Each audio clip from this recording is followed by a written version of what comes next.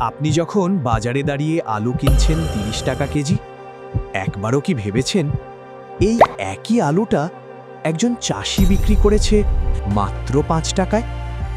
হ্যাঁ, ৫ টাকা, যে টাকায় তার নিজের খরচও ওঠে না।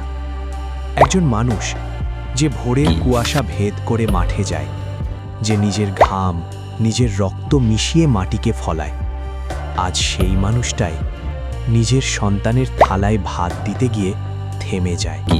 আর ঠিক একই সময়ে এই আলুগুলোই কারো গুদামে জমে থাকে দামের অপেক্ষায়। বাইরে বাজারে দাম বাড়ে, আর ভেতরে কেউ একজন চুপচাপ লাখ লাখ টাকা গুনে। প্রশ্নটা আলুর না, প্রশ্নটা হলো এই খেলায় আসলে হারছে কে আর জিতছে কে? এটা রহিম শেখের গল্প। মাটির মানুষ, একজন সাধারণ আলু চাষি।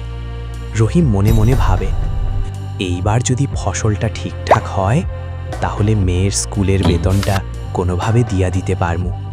রহিমের স্ত্রী মনে মনে ভাবে, প্রতি বছরেই একই কথা কও, কিন্তু শুধু আশা দিয়া কি সংসার চলে গো? বাজারের দেনা বাড়তেছে, মহাজনও আর সময় দিতে চায় না। রহিম চুপ করে থাকে, মাটির দিকে তাকিয়ে। বীজ, সার, কীটনাশক, প্রতিটা জিনিসের দাম বেড়েই চলেছে। আর এই সব কিছু জোগাড় করতে রহিম আবারও হাত বাড়িয়েছে ঋণের দিকে। গ্রামের সেই পুরনো মহাজন, যার কাছ থেকে টাকা নেওয়া সহজ কিন্তু শোধ করা প্রায় অসম্ভব। একটা স্বপ্নের শুরু, কিন্তু এই স্বপ্নের ভেতরেই লুকিয়ে আছে একটা আস্ত দুঃস্বপ্ন।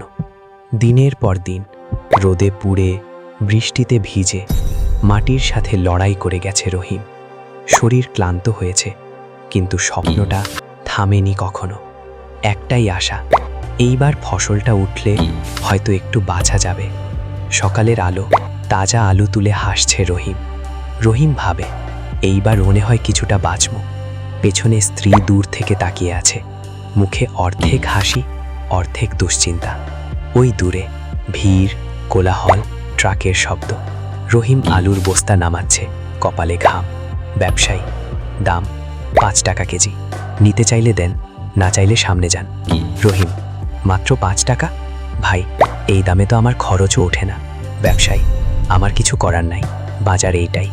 আপনি না দিলে পাশের লোকটা দিয়া দিলে। রহিমের মুখ হাসিটা ধীরে ধীরে মিলিয়ে যাচ্ছে। এই একটা মুহূর্তেই মাসের পর মাসের পরিশ্রম ভেঙে পড়ে মাটিতে।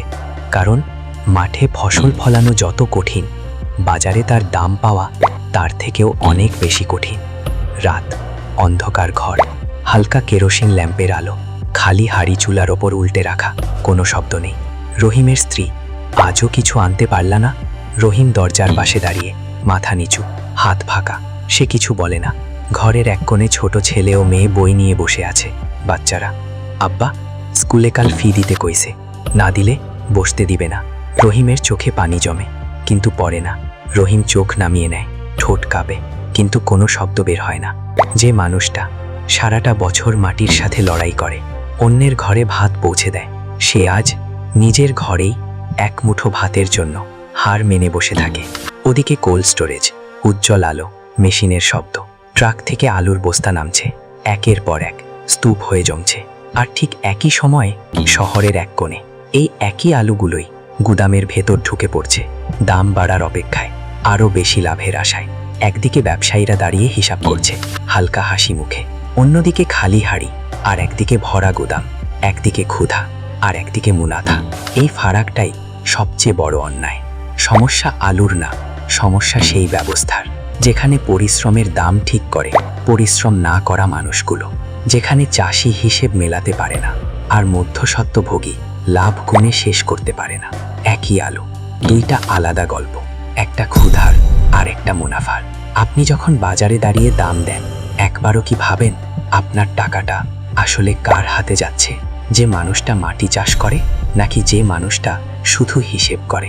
রহিমের মেয়ে বই হাতে দূরে ফাঁকা তাকিয়ে আছে। এই মেয়েটার স্বপ্ন, এই পরিবারের লড়াই শুধু রহিমের গল্প না, এটা একটা সিস্টেমের গল্প, যেখানে আমরা সবাই কোনো না কোনোভাবে জড়িত। যদি এই গল্পটা আপনাকে একবার হলেও থামিয়ে ভাবায়, তাহলে এটাকে শুধু ভিডিও হিসেবে রাখবেন না, শেয়ার করুন, কথা বলুন, প্রশ্ন তুলুন, কারণ নীরবতা কখনো পরিবর্তন আনে না, সচেতনতা আনে।